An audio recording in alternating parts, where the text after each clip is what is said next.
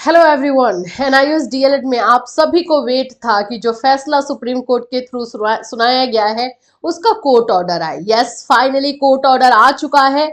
और जैसा कि हमने आपसे प्रॉमिस किया था कि जैसे ही कोर्ट ऑर्डर आएगा वैसे हम आकर के आपको डिटेल बताएंगे क्या क्या चीजें इसमें हैं, क्या क्या लिखी हुई हैं और जो हमने आपको बताया था वही है या नहीं, ये सभी चीजें क्लियर हो जाएंगी।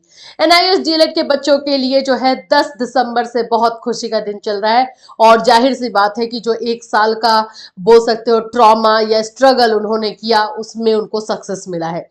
चलिए अच्छे से ऑर्डर को समझते हैं और उसमें जो जो चीजें निकल कर आएगी मैं बताऊंगी। और अभी हमारे पास जो क्वेश्चंस आ रहे हैं आप लोगों के उस पर भी थोड़ा सा हम डिस्कस करेंगे कि क्या क्या चीजें हैं। सो फ्रेंड्स, चैनल पर पहली बार विजिट कर रहे हो तो चैनल को सब्सक्राइब कर लेना, बेल आइकन को हिट कर देना। आपको पता है यहाँ पर टीचिंग से रिलेटेड क्लासेस, इंफॉर्मेशन सभी चीजें जो है प्रोवाइड की जाती है। सबसे पहले तो एनआईएस डीएलएड बच्चों को बहुत बहुत बधाई, बहुत बहुत ज्यादा कॉन्ग्रेचुलेशंस। आप यहाँ देख सकते हो आपका 4961 में डिस्पोज्ड आ चुका है, यानी केस क्लोज कर दिया गया। अब कोई टेंशन ही नहीं, आपको जिस चीज की जरूरत थी वो आपको मिल चुका है। कोर्ट ऑर्डर आ चुका है। आज आपको मैं कोर्ट ऑर्डर के सारी चीजें को एक एक करके बता दूंगी, सभी चीजें। ज्यादा लंबा कोर्ट ऑर्डर दिया नहीं है, बस 7 पेज का आई थिंक है। देखिए यहां से आप लोग का ऑर्डर स्टार्ट होता है। मेन वैसे चीज अगर मैं लेकर चलूं तो जहां पर है वो मैं आपको बता दूं, फिर भी एक बार हम लोग इसको रीड आउट कर ही लेते हैं। जो मेन चीज है वो नीचे में है।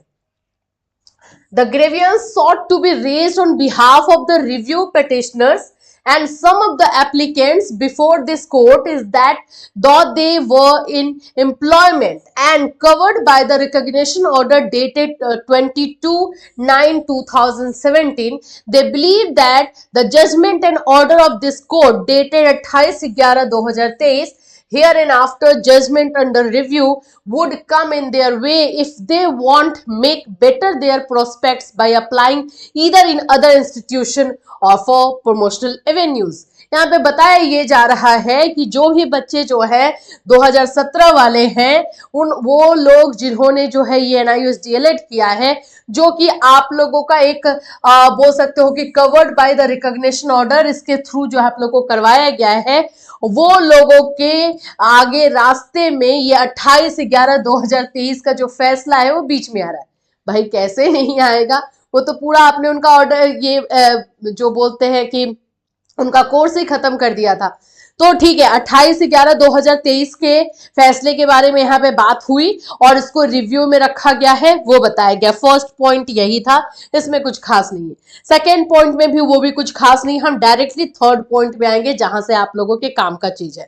थर्ड पॉइंट बोल रहा है कि हाउएवर टू अवॉइड, देखो क्लियर शब्दों में लिखा है, however to avoid any confusion we again clarify that the 18 months diploma obtained by such persons जिन्होंने भी ये 18 महीने का डिप्लोमा एनआईएस डीएलएड किया है who were in employment, और हाँ ये भी चीज कि आप कहीं ना कहीं काम कर रहे थे। अब वेदर इट वाज प्राइवेट और गवर्नमेंट ये कहीं मेंशन नहीं होता है, ये चीजें भी कोर्ट रूम में क्लेरिफाई कर दिया गया। ठीक है, तो आप एम्प्लॉयमेंट थे और आपने जो है 10/8/2017, ठीक है 2017, and who have completed the diploma course of 18 months, ये 18 महीने का जो डिप्लोमा कोर्स आपने कंप्लीट किया है, would be treated as valid diploma holders for the purpose of applying in other institution for or for promotional avenues। Clear किया गया है, एनआईएस डिप्लोमा वैलिड डिप्लोमा हो चुका है। क्लियर है, इसमें तो कोई दिक्कत नहीं। जो आप लोग का एनआईएस डीएलएड डिप्लोमा है जो कि आपका 2 इयर्स डिप्लोमा होता है, उसी की तरह इसको वैलिड डिप्लोमा मान लिया गया है और जिन्होंने भी इसे किया है वो वैलिड डिप्लोमा होल्डर्स हैं, जो कि किसी भी तरीके के जो है आप लोगों का किसी भी में अप्लाई करने के लिए, कोई भी जॉब में, इंस्टीट्यूशन में या कहीं भी प्रोफेशनल एवेन्यूज में कहीं भी अप्लाई करने के लिए एलिजिबल है। क्लियर, एकदम सीधे सीधे शब्दों में ये चीजें लिखी गई हैं, कुछ घुमा फिरा के नहीं लिखा गया है। आगे देखते हैं 4 पॉइंट्स में। Needless to state that the clarification will be effective from the date of pronouncement of the judgment under review. यहाँ पे ये भी बोल दिया गया है कि ये जो फैसला है आप लोगों का, वो जब आप लोग का जजमेंट आया था, ठीक है, 28/11/2023 का, उस समय से इसको लागू किया जा रहा है। यानी कि उस जजमेंट को समझ लो कि हटा करके इस जजमेंट को रख दिया गया। तो यहाँ पर ना कुछ बच्चे क्वेश्चन कर रहे हैं कि मैंने ना 2022 में सीटेट क्लियर किया है, तो क्या मैं एलिजिबल हूं? भाई 2023 में जाकर के ना एनआईओएस डीएलएड को हटाया था, तो आपने 22 में अगर किया है एनआईओएस डीएलएड के बेसिस पे, अगर आपने सीटेट किया है तो ऑफ कोर्स वो वैलिड है, कोई डाउट ही नहीं है उसमें, वो तो वैलिड ही रहेगा। कुछ बच्चे बोल रहे हैं कि मैम हमने ना इधर ही सीटेट निकाला तो क्या हमारा वैलिड रहेगा?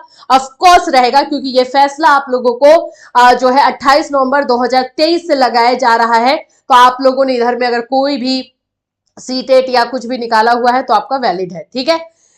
फिर यहाँ पर आप लोगों का और भी चीजें हैं। With the aforesaid clarification, the review petition as well as miscellaneous application, including all the pending application, are disposed of.